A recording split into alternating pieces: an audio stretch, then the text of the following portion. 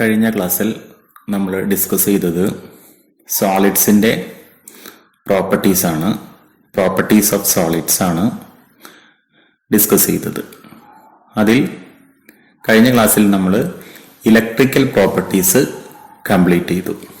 ഇത് നമ്മൾ ഈ ചാപ്റ്ററിൻ്റെ അവസാന ടോപ്പിക്കാണ് ഡിസ്കസ് ചെയ്യുന്നത്. അതാണ് മാഗ്നറ്റിക് പ്രോപ്പർട്ടീസ്.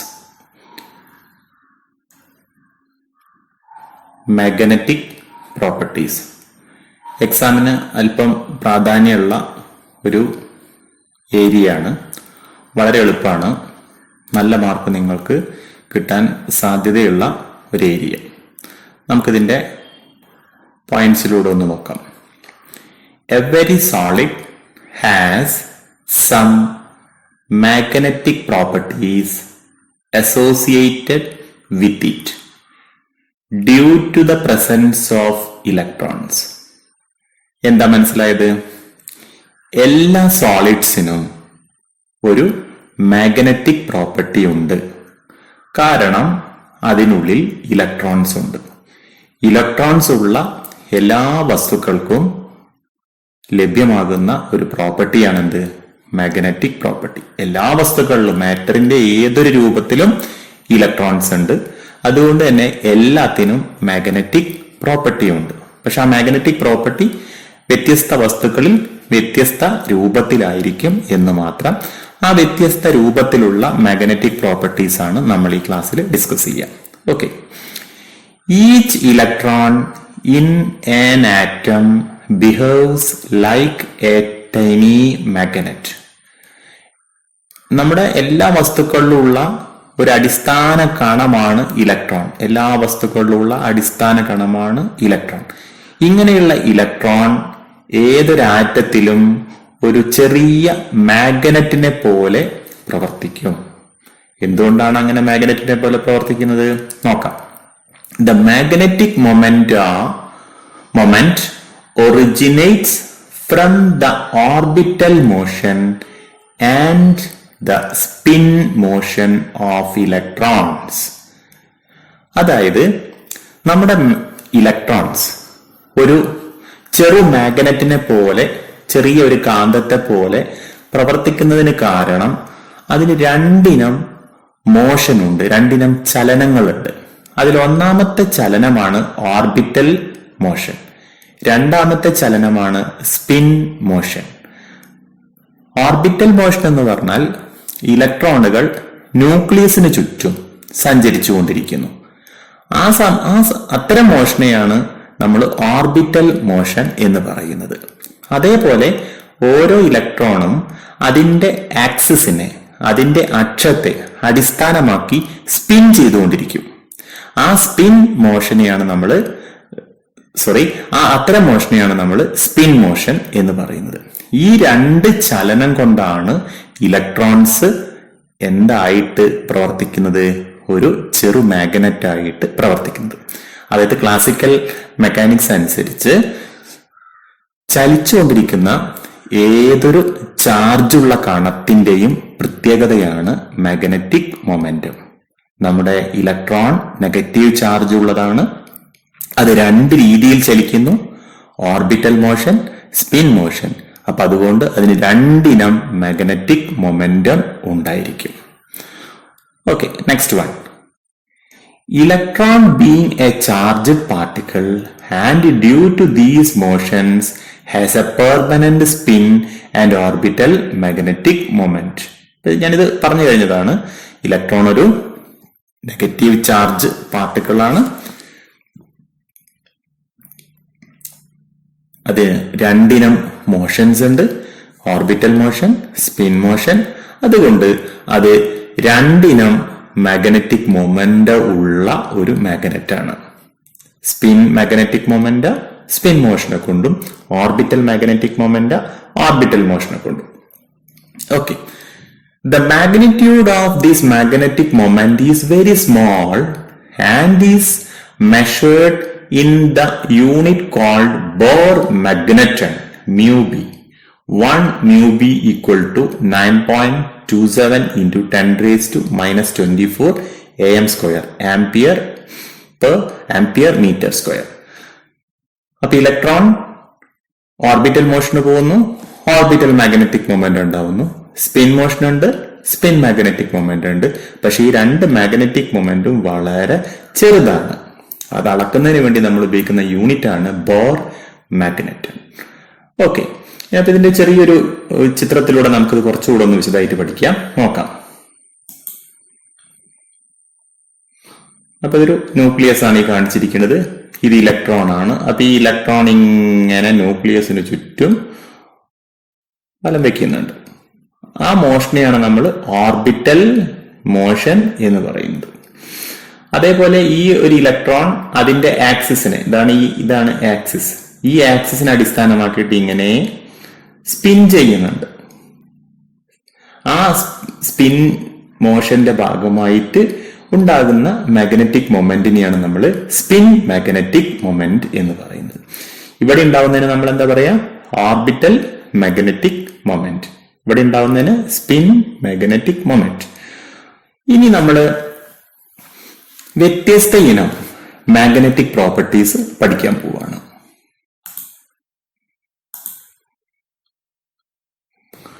ഇതാണ് നിങ്ങൾക്ക് ഏറ്റവും കാര്യമായി പഠിക്കേണ്ട ഒരു മേഖല. Based on the magnetic properties, solids can be classified into 5 types. First one, diamagnetic substances. Second one, paramagnetic substances. Third one, ferromagnetic substances. Fourth one, antiferromagnetic substances. Last one, ferrimagnetic substances. Depending upon the magnetic properties, solids can be classified into 5 types. What are them? Diamagnetic substances, paramagnetic substances, ferromagnetic substances, antiferromagnetic substances, and ferrimagnetic substances. You should remember these terms. എന്താണ് പറഞ്ഞത്? Magnetic പ്രോപ്പർട്ടീസിനെ അടിസ്ഥാനമാക്കിയിട്ട് സോളിഡ്സിനെ നമുക്ക് 5 ആയിട്ട് തിരിക്കാം. ഏതൊക്കെയാണത്? Diamagnetic, paramagnetic, ferromagnetic, antiferromagnetic and ferrimagnetic substances. ഇനി നമുക്ക് discuss ചെയ്യാനുള്ളത് ഈ ഓരോ ഇനത്തെക്കുറിച്ചും കുറച്ച് കാര്യങ്ങൾ മാത്രമാണ്. വളരെ ചെറിയ, വളരെ സൂപ്പർഫിഷ്യൽ ആയിട്ടുള്ള, വളരെ ഒന്ന് ടച്ച് ചെയ്ത് പോകുന്ന മാത്രമേ ഉള്ളൂ. വളരെ ഡീറ്റെയിൽഡ് ആയിട്ടുള്ള സ്റ്റഡി നമുക്കില്ല. അപ്പൊ നമുക്ക് അതിലേക്ക് പോവാം. ആദ്യമായിട്ട് diamagnetic substances. Diamagnetic substances. These are weakly repelled by a magnetic field. അപ്പൊ ഇത്തരം സബ്സ്റ്റൻസസിന്റെ പ്രത്യേകത, ഇവ ഒരു മാഗ്നറ്റിക് ഫീൽഡിനാൽ, ഒരു കാന്തത്താൽ റിപ്പൽ ചെയ്യപ്പെടും, വികർഷിക്കപ്പെടും. അത്തരം സബ്സ്റ്റൻസസിനെ വിളിക്കുന്ന പേരാണ് diamagnetic substances. Diamagnetism arises due to the presence of only paired electrons. ഇപ്പൊ ഡയാമാഗ്നറ്റിസം ഉണ്ടാകാൻ കാരണം ആരാണ്? പെയർഡ് ഇലക്ട്രോൺസ് ആണ്, ജോഡി ചേർന്ന ഇലക്ട്രോൺസ് ആണ്. Pairing of electrons cancels their magnetic moments and they lose their magnetic character. അപ്പൊ ഇലക്ട്രോണുകൾ ജോഡി ചേരുമ്പം അവരുടെ മാഗ്നറ്റിക് മൊമെന്റ് പരസ്പരം ക്യാൻസൽ ചെയ്യുകയും, അങ്ങനെ ക്യാൻസൽ ചെയ്യുന്നതിന്റെ ഭാഗമായാണ് ഏതിനം മാഗ്നറ്റിക് പ്രോപ്പർട്ടി ഉണ്ടാവുന്നത്? ഡയാമാഗ്നറ്റിസം ഉണ്ടാകുന്നത്.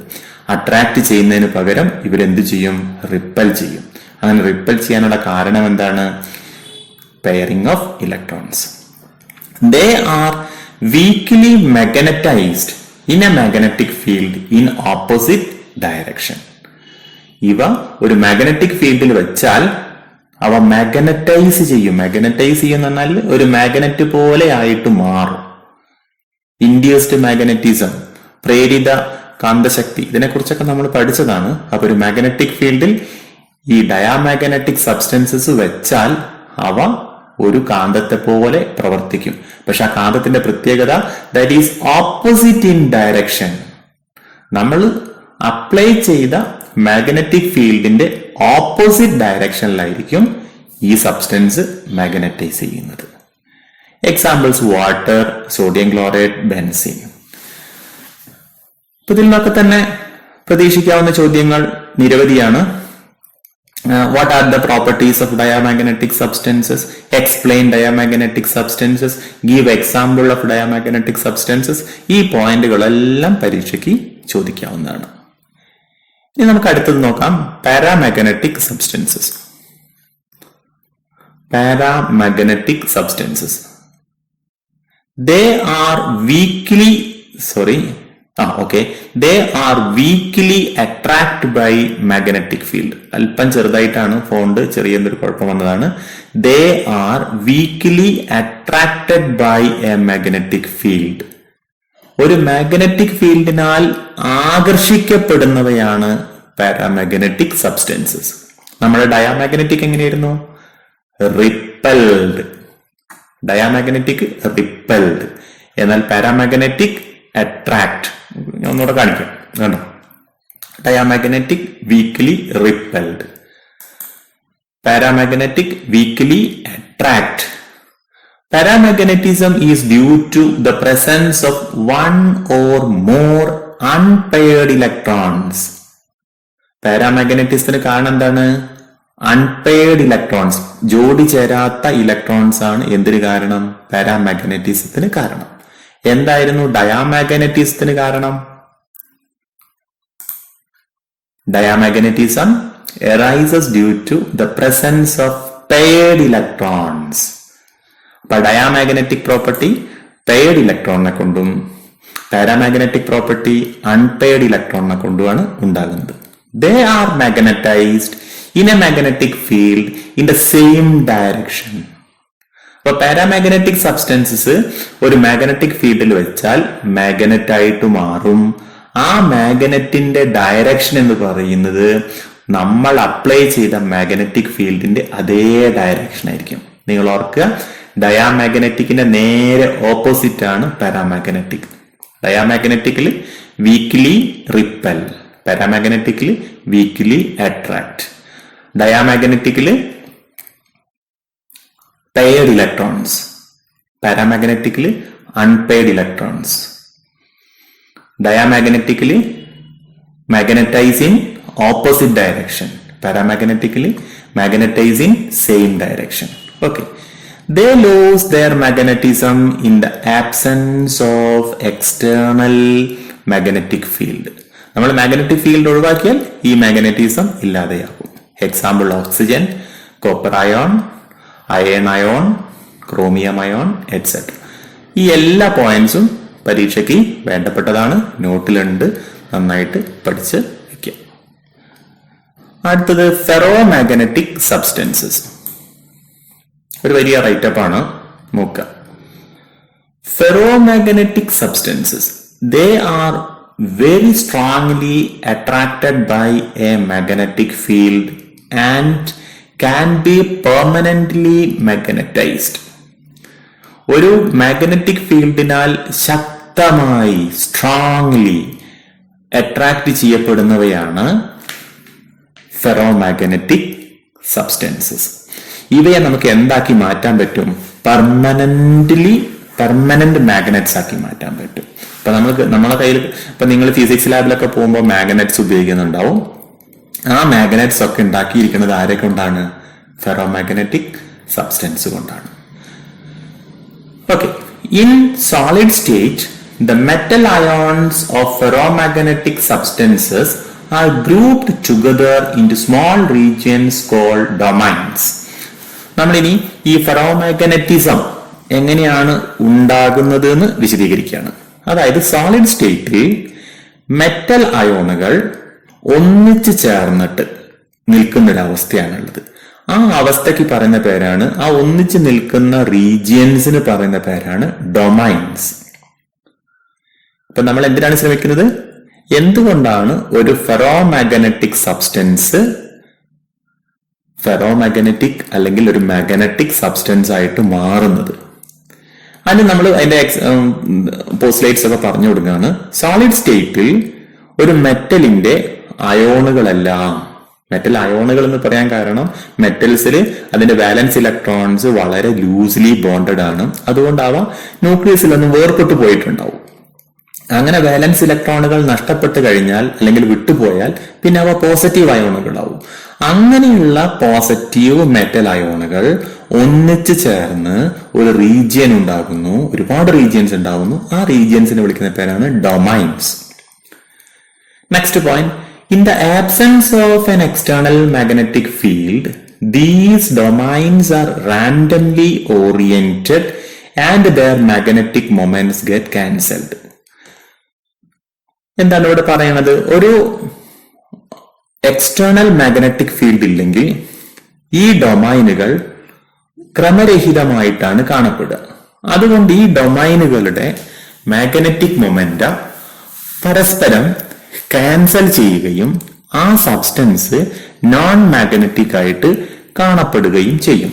ഈ ഓരോ ഡൊമൈനും ഒരു ചെറിയ മാഗ്നറ്റിനെ പോലെയാണ് പ്രവർത്തിക്കുക. When the substance is placed in a magnetic field, all the domains get oriented in the direction of the magnetic field and a strong magnetic effect is produced. നിങ്ങൾക്ക് മനസ്സിലായിട്ടുണ്ടാവും, ഒരു മാഗ്നറ്റിക് ഫീൽഡ് വെക്കുമ്പോൾ ഈ ഡൊമൈൻസ് എല്ലാം തന്നെ ഒരേ രീതിയിൽ arrange ചെയ്യുകയും അവരുടെ മാഗ്നറ്റിക് മൊമെന്റുകൾ ക്യാൻസൽ ചെയ്യാനുള്ള സാധ്യത ഇല്ലാതാവുകയും ചെയ്യും. ആ സമയത്ത് ഈ സബ്സ്റ്റൻസ് ഒരു സ്ട്രോങ് മാഗ്നറ്റ് ആയിട്ട് മാറും.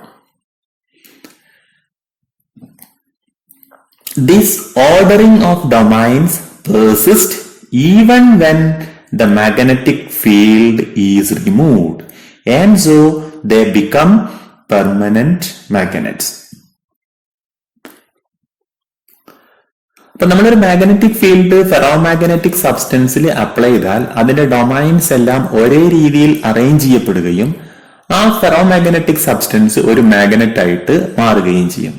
ഈ മാഗ്നറ്റിക് ഫീൽഡ് നമ്മൾ ഒഴിവാക്കിയാലും ഈ ഡൊമൈൻസ് ആ ഓർഡറിൽ തന്നെ നിൽക്കും, അതിന്റെ ഓർഡർ മാറുന്നേ ഇല്ല. അതുകൊണ്ട് ആ സബ്സ്റ്റൻസ് ഒരു സ്ഥിരകാന്തമായിട്ട് പെർമനന്റ് മാഗ്നറ്റ് ആയിട്ട് മാറും. ഇനി അതിന്റെ എക്സാമ്പിൾസ് ആണ് iron, cobalt, nickel, gadolinium, CrO2 etcetera. ഇനി നമുക്ക് ഒരു ഫെറോമാഗ്നറ്റിക് സബ്സ്റ്റൻസിലെ ഡൊമൈൻസ് എങ്ങനെയാണ് നിൽക്കുന്നതെന്ന് നോക്കാം. ഇങ്ങനെയാണ് നിൽക്കുന്നത്. ഈ ഓരോ ഏരോ മാർക്കും ഒരു ഡൊമൈനെയാണ് റെപ്രസെന്റ് ചെയ്യുന്നത്. ഇതൊരു ഡൊമൈൻ, രണ്ടാമത്തെ ഡൊമൈൻ, മൂന്നാമത്തെ ഡൊമൈൻ. ഇനി ഇത് എപ്പോഴുള്ള ചിത്രീകരണമാണ് ഈ കാണിച്ചിരിക്കുന്നത്? ഒരു മാഗ്നറ്റിക് ഫീൽഡ് ഫെറോമാഗ്നറ്റിക് സബ്സ്റ്റൻസിൽ അപ്ലൈ ചെയ്യുന്ന സമയത്ത്, അതായത് ഈ ഒരു സ്ട്രിപ്പ് ഒരു ഫെറോമാഗ്നറ്റിക് സബ്സ്റ്റൻസ് ആണെന്ന് നിങ്ങൾ പ്രതീക്ഷിക്കുക അല്ലെങ്കിൽ ചിന്തിക്കുക. അപ്പൊ ഇതിനടുത്ത് ഞാൻ ഇവിടെ ഈ ഭാഗത്തായിട്ടൊരു മാഗ്നറ്റ് വെക്കുന്നു, ഇവിടെ ആയിട്ടൊരു മാഗ്നറ്റ് വെക്കുന്നു. ചിത്രത്തിൽ കാണിച്ചില്ല കേട്ടോ, ഇവിടെ ഒരു മാഗ്നറ്റ് വെക്കുന്നു. അപ്പൊ ഈ മാഗ്നറ്റ് വെക്കുമ്പോൾ ഈ എല്ലാ ഡൊമൈൻസും ഇതേപോലെ ഒരേപോലെ അറേഞ്ച് ചെയ്യും. ഇങ്ങനെ ഈ ഫീൽഡ് അപ്ലൈ ചെയ്യാത്ത സമയത്ത് ഇവ എങ്ങനെയെങ്കിലും ആയിരിക്കും, ഒന്ന് മേലോട്ടാണെങ്കിലും മറ്റൊന്ന് താഴോട്ടായിരിക്കും, ഒന്ന് ഇങ്ങോട്ട് ഇടത്തോട്ടായിരിക്കും, വലത്തോട്ടായിരിക്കും, അങ്ങനെയൊക്കെ ഉണ്ടാവും. പക്ഷെ ഒരു മാഗ്നറ്റിക് ഫീൽഡ് വന്നു കഴിഞ്ഞാൽ ഇവരെല്ലാം ഒരേപോലെ നിൽക്കും. അപ്പൊ ഇവിടെ അവയുടെ ഇപ്പൊ നമുക്ക് ഈ ഒരു ഏരിയനെ നോർത്ത് എന്ന് വിളിക്കുകയാണെങ്കിൽ നോർത്ത് എല്ലാം മേലേക്കാണ്. അപ്പൊ ഈ ഓട്ടോമാറ്റിക്കായിട്ട് ഈ ഭാഗം എന്തായിരിക്കും? സൗത്ത് പോൾ ആയിരിക്കും. അപ്പൊ അതെല്ലാം ഒരേ ഭാഗത്തേക്കാണ്. അപ്പൊ ഇവിടെ മാഗ്നറ്റിക് മൊമെന്റിയുടെ ഒരു ക്യാൻസലേഷൻ ഇല്ല. അപ്പൊ ഇതൊരു സബ്സ്റ്റൻസ് എന്തായിട്ട് മാറുന്നു? ഒരു മാഗ്നറ്റ് ആയിട്ട് മാറുന്നു. ഇനി നമ്മൾ ഈ ഫീൽഡ് മാറ്റി കഴിഞ്ഞാലും ഇവർ ഇതേപോലെ നിൽക്കും. അതുകൊണ്ട് ഒരു ഫെറോമാഗ്നറ്റിക് സബ്സ്റ്റൻസിനെ നമുക്ക് എന്താക്കി മാറ്റാം? ഒരു പെർമനന്റ് മാഗ്നറ്റ് ആക്കിയിട്ട് മാറ്റാൻ പറ്റും. ഇത് പലപ്പോഴും ചോദിക്കാറുണ്ട്. ഏതിനം സബ്സ്റ്റൻസിനെയാണ് നമുക്ക് പെർമനന്റ് മാഗ്നറ്റ് ആക്കി മാറ്റാൻ പറ്റുക? Ferromagnetic, ferrimagnetic, anti ferromagnetic, പിന്നെ എന്താണ് ഡയാമാഗ്നറ്റിക്, പാരാമാഗ്നറ്റിക്, ഇങ്ങനെയൊക്കെ ചോദിക്കാറുണ്ട്. അപ്പൊ നിങ്ങളുടെ ആൻസർ എന്തായിരിക്കണം? ഫെറോ മാഗ്നറ്റിക് എന്നായിരിക്കണം. പിന്നെ ഈ ചിത്രീകരണം നിങ്ങൾ പഠിച്ചു വെക്കണം. ഇതിൽ പറയുന്ന ഓരോ പോയിന്റും നമുക്ക് ആവശ്യമുള്ളതാണ്. ഇതെല്ലാം നിങ്ങൾ പഠിക്കണം. ഡൊമൈൻസ് എന്താണെന്ന് പഠിക്കണം, എന്താണ് ഫെറോമാഗ്നറ്റിക് സബ്സ്റ്റൻസിന്റെ പ്രത്യേകത എന്ന് പഠിക്കണം, എങ്ങനെയാണ് ഒരു ഫെറോമാഗ്നറ്റിക് സബ്സ്റ്റൻസ് മാഗ്നറ്റ് ആയിട്ട് മാറുന്നതെന്ന് പഠിക്കണം, ഇത് എന്തുകൊണ്ട് പെർമനന്റ് മാഗ്നറ്റ് ആവുന്നു എന്ന് പഠിക്കണം. ഏറ്റവും പ്രധാനപ്പെട്ടത് എന്റെ എക്സാമ്പിൾസും ഈ ചിത്രവും. ഓക്കെ, നമുക്ക് അടുത്തതിലേക്ക് പോകാം. Anti ferromagnetic substances. ചെറിയ കാര്യമുള്ളൂ, പ്രധാനമായിട്ട് ഈ ചിത്രമേ നമുക്ക് ശ്രദ്ധിക്കേണ്ടതുള്ളൂ.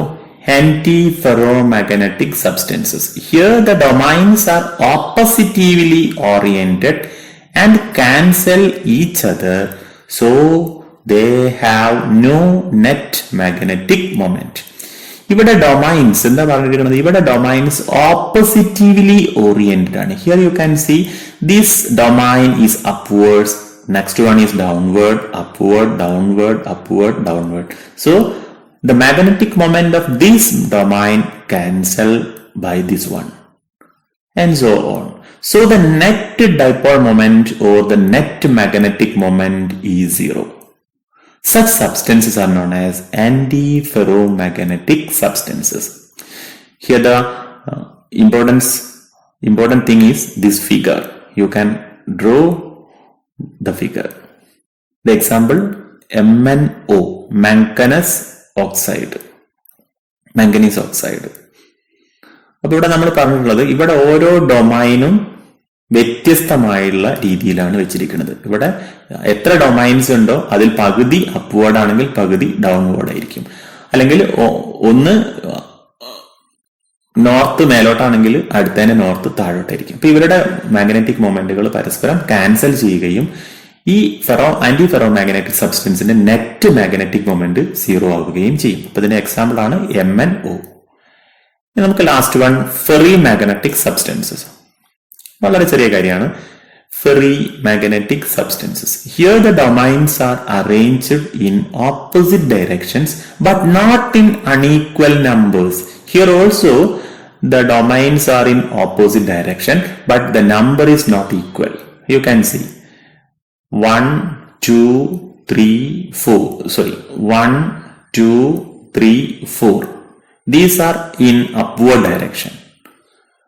2 1 2. Only 2 in downward direction. അതായത് ഇവിടെ ഓപ്പോസിറ്റ് ഡയറക്ഷനിലാണ് ഡൊമൈൻസ് കിടക്കുന്നത്, പക്ഷെ അവരുടെ എണ്ണം തുല്യമല്ല. ഇവിടെ 1 2 3 4 മേലോട്ടാണ്, നിങ്ങൾക്ക് നോക്കിയാൽ കാണാം, പക്ഷെ 2 താഴോട്ടാണ്. അപ്പൊ ഈ ഒരു ഡൊമൈനിന്റെ മാഗ്നറ്റിക് മൊമെന്റിനെ ഇത് നള്ളിഫൈ ചെയ്യും, ഇതിന്റെ മാഗ്നറ്റിക് മൊമെന്റിനെ ഇത് നള്ളിഫൈ ചെയ്യും, പക്ഷെ ഇവരുടേത് നള്ളിഫൈ ചെയ്യാൻ ആരുമില്ല. അപ്പൊ അതുകൊണ്ട് ഇതിനൊരു ചെറിയ മാഗ്നറ്റിക് മൊമെന്റ് ഉണ്ടാവും. They are weakly attracted by a magnetic field and have a net magnetic moment.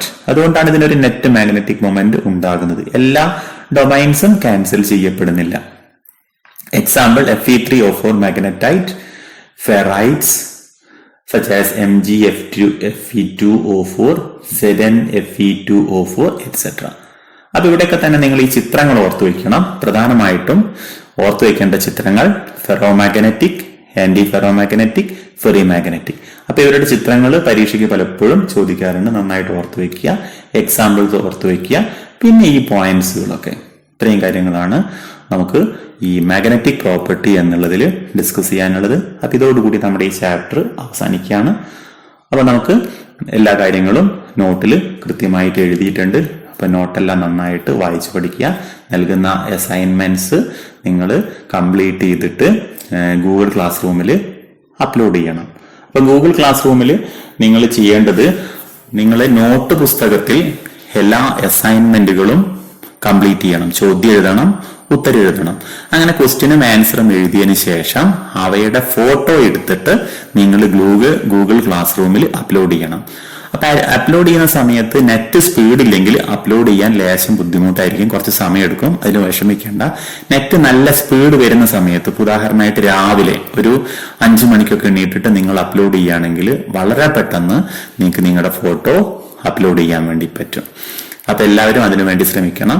അടുത്ത ചാപ്റ്റർ മുതൽ സൊല്യൂഷൻസ് മുതൽ നമ്മൾ വളരെ വേഗത്തിലാണ് പാഠഭാഗങ്ങൾ പോവുക. ഇപ്പൊ നിങ്ങൾ എല്ലാവരും തന്നെ ഈ ടെക്നോളജിയുമായിട്ട് നല്ല ബന്ധത്തിലായിട്ടുണ്ടാവും.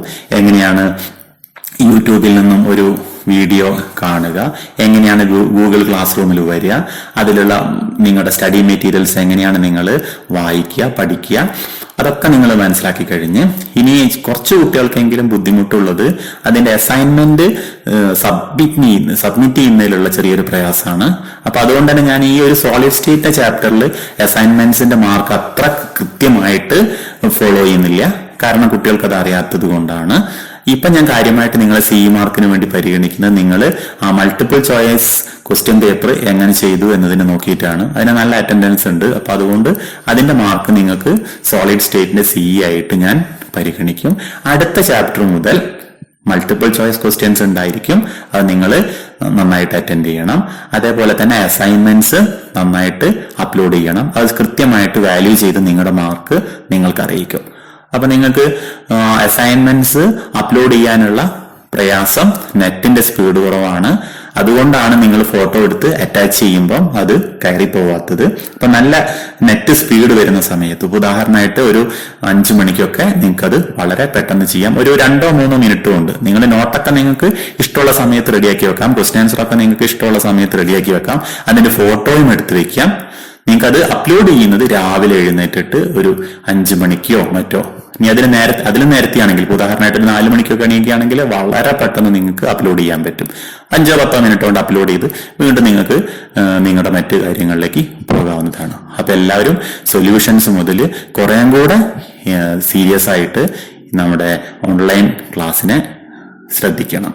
Okay, thank you.